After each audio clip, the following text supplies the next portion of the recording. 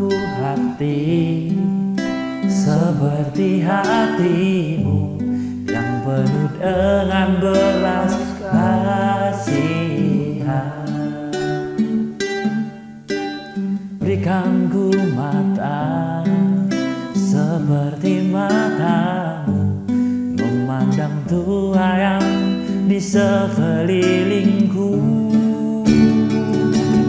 Berikanku tanganmu untuk melakukan tugasmu. Berikanku kakimu melangkah dalam rencanamu. Berikanku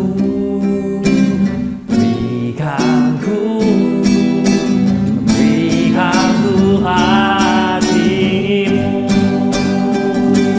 Berikanku tanganmu untuk melakukan tugasmu. Berikanku kakimu melangkah dalam rencanamu.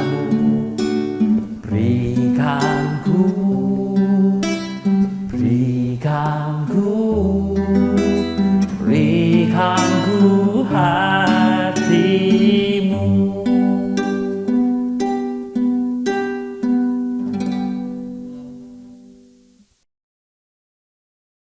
Shalom, selamat pagi jemaat dan simpatisan GKI Karangsaru Semarang. Bersyukur pada pagi hari ini kita masih diberikan kesempatan satu kali lagi untuk merasakan berkat dan kasih karunia Tuhan. Sebelum mengawali hari kita pada pagi hari ini, marilah kita datang kepada Tuhan untuk mendengarkan dan membaca sabdanya. Marilah kita berdoa. Tuhan Yesus, terima kasih atas berkat-Mu sepanjang hidup kami ya Tuhan. Sekarang kami pada pagi hari ini, kami datang ke hadirat-Mu untuk mendengar dan membaca sabda-Mu. Kiranya melalui pembacaan sabda-Mu ini, kami dapat mengerti dan mengetahui apa yang Engkau kehendaki dalam kehidupan kami pada hari ini. Dalam nama Tuhan Yesus kami sudah berdoa, amin. Tema perenungan firman kita pada pagi hari ini adalah mengasihi Allah dengan menaatinya, yang terambil dari 2 Timotius 1 ayat 6-12, tapi pada hari ini saya akan membacakan ayat 8 yang berbunyi demikian. Jadi, janganlah malu bersaksi tentang Tuhan kita, dan janganlah malu karena aku, seorang hukuman karena Dia, melainkan ikutlah menderita bagi Injilnya oleh kekuatan Allah. Demikianlah sabda Tuhan, syukur kepada Allah. Selamat pagi saudara yang dikasihi Tuhan, apakah Injil memberi kita hidup? Seharusnya kita menjawabnya amin. Tepat sekali. Kita yakin bahwa Injil memberikan hidup baik bagi kita maupun orang lain, asalkan mereka beriman dan percaya kepada Kristus. Namun pertanyaan selanjutnya adalah, apakah kita sebagai orang-orang percaya telah hidup bagi Injil? Banyak orang Kristen meyakini bahwa membanggakan Injil sebagai pemberi hidup.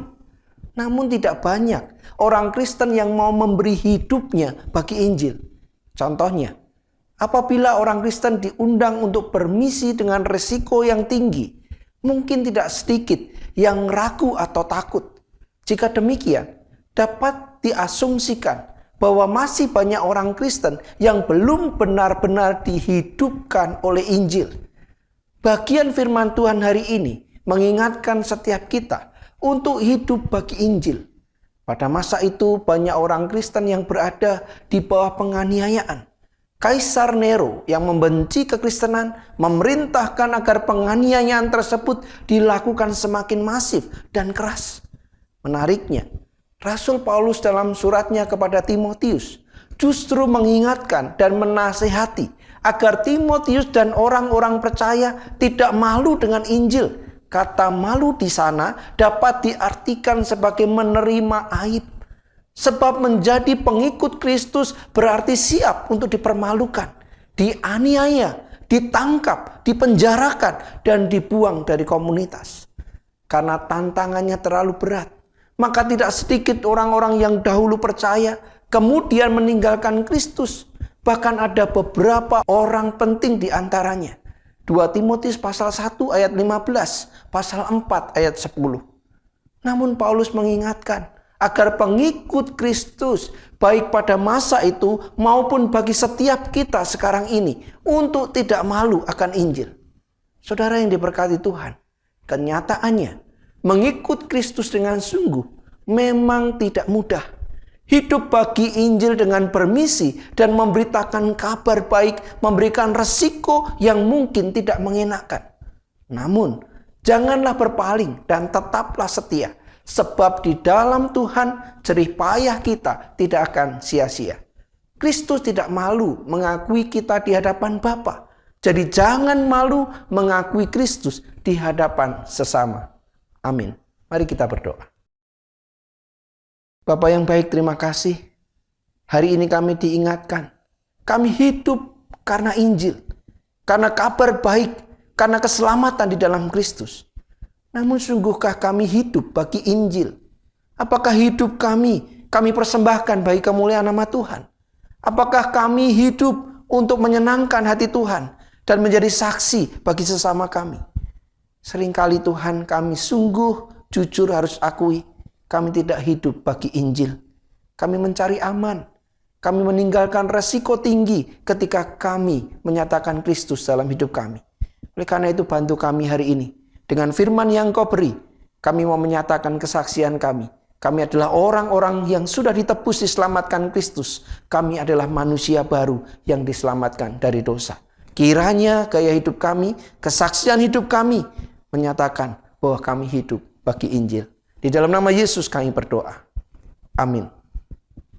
Saudara-saudara yang dikasihi Tuhan, sungguhkah hidup kita bagi Injil? Apakah yang kita perjuangkan selama ini? Apakah seluruh hal yang kita lakukan hari demi hari bagi kemuliaan Kristus? Sudut pandang yang keliru menempatkan iman kekristenan sebagai jalan kesengsaraan. Sudut pandang yang benar mengarahkan orang-orang Kristen menikmati kehidupan. Hidup bagi Injil adalah kesenangan. Hidup bagi Injil adalah kenikmatan. Hidup bagi Injil adalah kemuliaan bagi nama Tuhan. Selamat berkarya, selamat menikmati kasih-Nya hari ini. Tuhan memberkati kita semua.